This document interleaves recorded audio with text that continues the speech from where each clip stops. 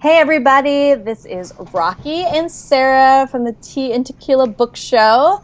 And today we are going to talk about what to do when you get your manuscript back from your editor. Dun dun dun. So here's the dealio.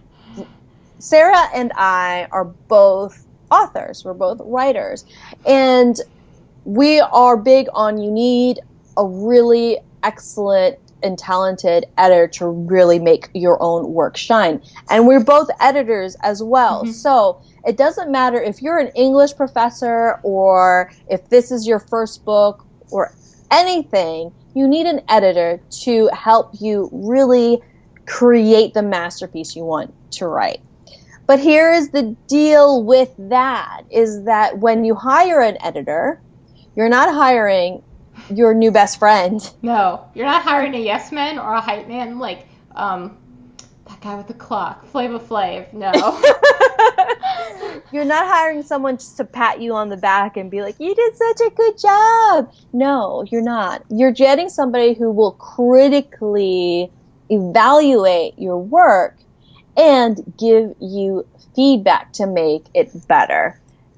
This can feel, when you get your manuscript back, like a punch to the face. It does. I recently got mine back from my editor, and Rocky will tell you I was like crying. I was like, oh my gosh, I'm not a writer. I was like depressed for like a week after it. I mean, and it was all legitimate. It doesn't mean I'm a bad writer. But I got back, Rocky. I was calling. I was like, Rocky, is this normal? Is this the way I'm supposed to feel?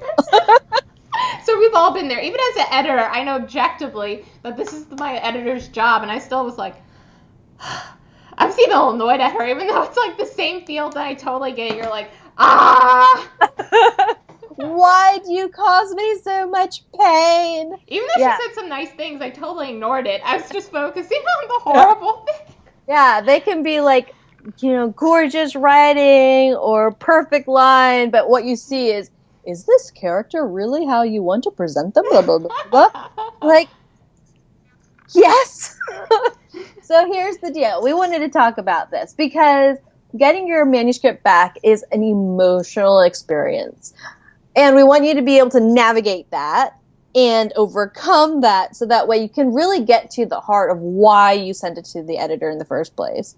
So one of the things I want to say, and then I'll toss it back to Sarah, is just to recognize that when you get back your manuscript, you are going to get criticism. That's the point. I do with my clients. It's nothing personal. It's nothing personal. Even the greatest writers of all time had criticism. And that was for their first draft. That is for their published manuscript. Like, just go to Amazon, look at your favorite book, and look at the 1-star reviews. There's a shit ton of criticism, no matter what. But this is your first draft. It's meant to be messy and full of holes and chaotic and not enough, because you just were getting all the ideas out. And you can be really proud of it. Of course, you need to be really proud of it because most people never even get to that point. Celebrate for real. And so you need to celebrate that, but then you need to know that the magic, the real masterpiece will only emerge in the editing process. And the editing process isn't about, oh, I'm going to correct some typos. Woohoo, I'm all done. No, that is not what the book editing process looks like. Stop. I wish, Rocky, I wish it were that simple. I know. It's not like that. Like traditional publishing, when you look at it, they actually go through so many rounds of edits, and that's why it's such a long wait period between when you get the announcement of a book and when you actually publish a book. So give yourself this time, space, and energy to do the editing process. Don't half-ass it. Don't send it off to the editor, think it's going to come back to you perfect. This is where the real work is going to begin, so get ready for it. Also, yes, it's nothing personal as an editor, and also editors will say a couple nice things, but a lot of our focus is going to be what's wrong, because we have X number amount of time. I try my best to include as much as possible, but people are naturally going to focus on what to fix, because that's where your attention should be. Like, it's good to know what you did well. We try to do that with future novels, but we're also going to mostly focus on what needs to be fixed, because that's primarily what you're paying us for. So also keep that in mind. And famous authors did it. Hemingway revised his ending for The Sun Also Rises 32 times. And he's Hemingway. Like, he's taught in classes, and it's because he revised 32 times his endings. T.S. Eliot wrote The Wasteland, which is a famous poem. Ezra Pound, his friend, like, literally went through that thing and practically, like, cut it down, changed it, rearranged it, made it completely almost different. And, like, I think it's Maxwell Perkins, I think was the editor for Raymond Carver. He was originally going to write in third person, like, completely different style. His editor's, like, first person, and made his distinctive voice what it is. So all these super famous people went through drafts. Like, Fitzgerald's Great Gatsby was originally a third-person book. He looked at it, said, this isn't working, made it first-person peripheral. Even the greats, their first draft is garbage. Anne Lamott calls it shitty first drafts and hopes she doesn't die so no one reads it. So you're in good company. No one likes their first drafts. Like, Virgil tried to throw his stuff in the fire. J.R.R. Tolkien tried to throw his stuff in the fire. Everyone at some point wants to throw their shit in the fire. It's a very writerly ritual. Don't follow it. Don't throw it in. The keys, none of them actually threw it in the fire. So don't throw your computer or anything crazy like that in there. Exactly. So all right. We're at a place of recognition. First drafts meant to be shitty. Editors meant to be critical. Now here is, like, everybody, one, responds, but two, also navigates the editorial process differently. So Sarah and I tend to be really different about our writing style and all that, how we really get to through a draft. So I'm not sure how our editing is different, but it's always good to give you options. Now, for me, I tend to be the kind of person that will read through everything at once, and then I will have my emotional reaction, being like, wow, I suck, I'll never be a good writer, blah, blah, blah. And then I'll be like, well, fuck that shit. I have stuff to do. I want to write this book. So I tend to need to read it and then stew in it. I do that too. We're on the same page on that one. And then you sort of get over yourself and you're like, this is part of the process. Okay, I got it. Then I go back and reread.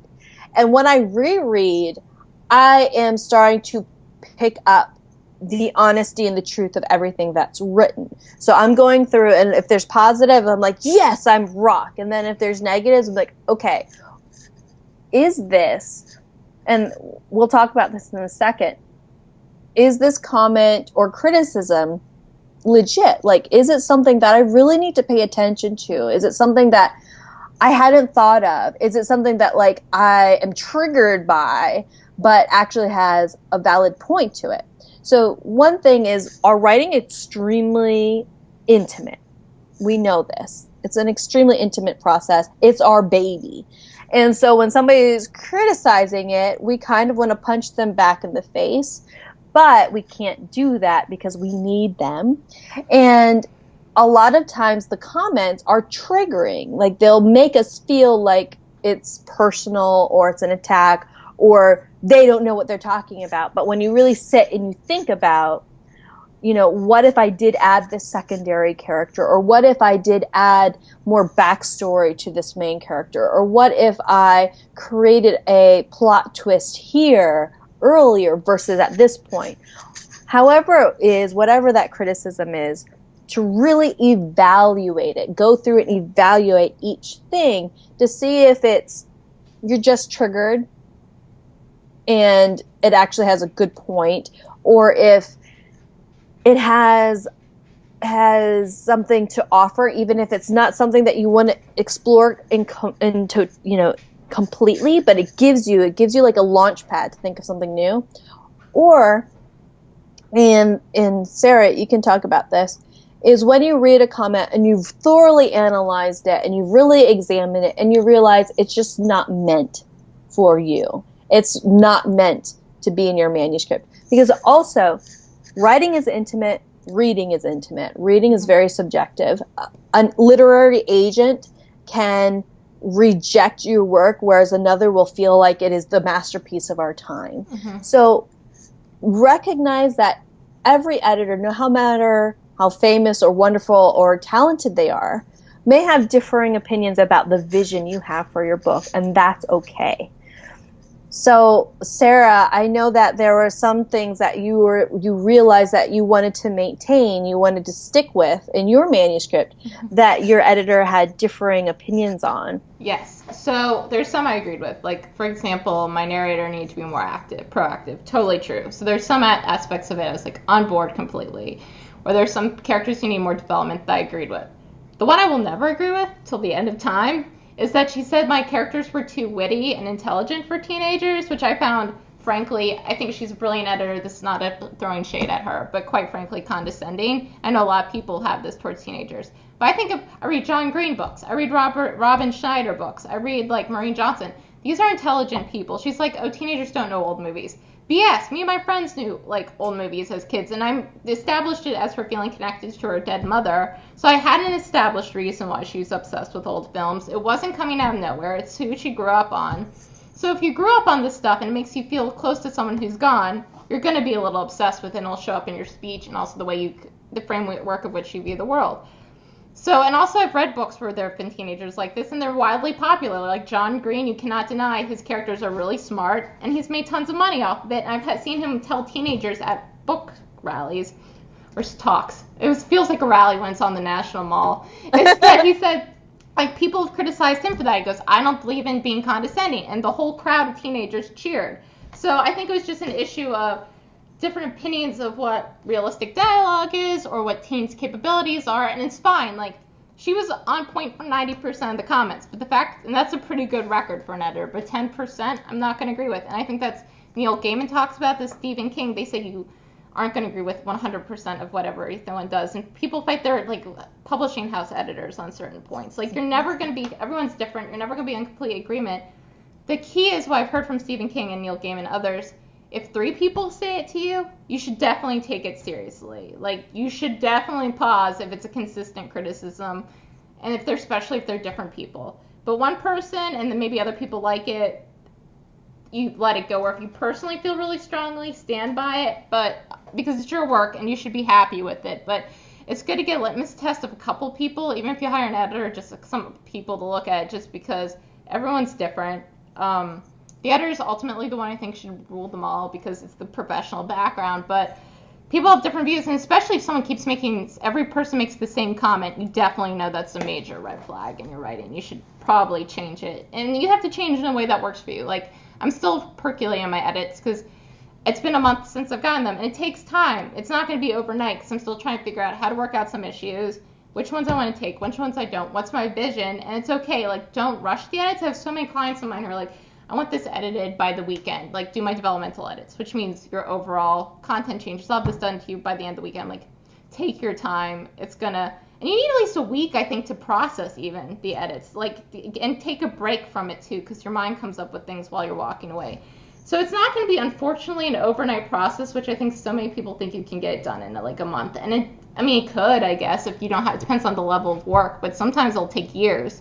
Like, Neil Gaiman had the idea for the Graveyard book, which is the Newbery Award winner, 10 years before he wrote it. He goes, I just wasn't ready for it yet. I tried to do it, and it just wasn't time, and he let it sit. And then, so even if your idea is not ready now, it might be in a couple years. Exactly. The thing about it is that writers are meant to have multiple books in them. Like, that's just part of it. And we are going to do a video all about, like, where we get ideas, because a lot of times writers have lots of ideas. And so when you're going through a process, like Sarah and I have talked about this, is sometimes when we get edits back, we actually focus on stepping away from the project, letting it sort of stew, simmer, marinate in our brains, and we'll do a new project. We'll start writing, we'll start drafting. And it's because sometimes the not going right away into it allows us to think about all of the creative ways to fix an issue or to change a character or really deepen the plot, or there's so many different things that you can do if you allow it the time. And so recognize that the first time you give your book to an editor, they're going to be looking at the development. They're going to be looking at the flow, the holes, the characters, the depth, the plot, like all these big stuff. And a lot of times, like Sarah said, you can't just fix it one day to the next, because you, as the creator of this world and of these people, need to come up with so much information to make it work. But what I have found is that a lot of times I'll let it stew, simmer, marinate, all that jazz, and then I'll be washing dishes, and then the absolute best way to fix something comes to mind. And so, I'm all sudsy running to my computer to write it down, or I'm writing it on my arm with a Sharpie. I do that sometimes. Capture the things that come to you. And I frequently say how I wrote my first book in 10 years. But while I know a lot of that had to do with fear, it had to do with resistance, I do not regret taking that time to write it, because I realized that the original concept I had was not what it became. And that's awesome. That's all right. That's perfect. I served the stories I needed to for that book. So don't be afraid to take time, but then also just don't forget about it. Don't just let it sit on your computer forever. Be intentional, be purposeful, really allow the things to jump around in your head. And then when you sit down to write, for me, I take in all the comments, I think about them, and then I go through and I change everything that's not too big a deal. Like, maybe I need to add a few lines. Maybe I need to, introduce someone a little differently. Like, there will be some things that are sort of lower tier in terms of the amount of effort you do. I go and fix all those things, and then I sort of build my way up and do that. And then when I get to the heavy hitters, that's when I'm like, okay, I need to spend the weekend and figure out how to write this, how to redo this scenario. And then I'll write and revise and things like that. And then it's back to the editor. Remember, you have to keep going. You have to keep going in the process. So, Sarah, when you get back edits, what's your process? It's similar? I'm opposite of you. So I want to get the big stuff out of the way. I'm like, God damn it. And also I feel like I want to do all the small stuff at once. So I know I'll have to even edit the big stuff. So I just focus first on cleaning up all the big messes. And then major scenes, adding, deleting. And then that's when I worry about the small easy wins with the splines or editing, grammar or whatever. And then some the reverse. I kind of like getting the big, I like to swallow the frog first and get it out of the way. Yeah. So you can go either way. For me, I like it because I feel like I've been successful with something. And for me, success breeds success. And so at the same time, when you go the opposite direction, once you really nail the big things, then it's just after you get over that hurdle, then it's okay, the rest is easy, So it's all about what feels really good for you. And a lot of times every project is different. So one, if you have a manuscript and you're about to send it off to your editor, think about how you want to receive it. Think about the time you want to really give yourself to edit and all of that. But if you have not finished your first draft, if you have been struggling to write your first draft, we want to tell you that we have a 1-month writing program that will pop right into your inbox to help you with daily inspiration and writing prompts, and even a kickoff workshop to get into the critical pieces of story and how to write with velocity. Now remember, the first draft can be written quickly. The first draft is just about you getting everything on the page. But nothing can be edited until those pages are written. So if you haven't written your first draft yet, then check that program out. We highly recommend it, and the people who've taken it have really enjoyed it so far. So get on board. And the prompts may seem cheesy, but people say they work. Rock it. With that, we will see you next week, and we hope you have an awesome time writing, guys.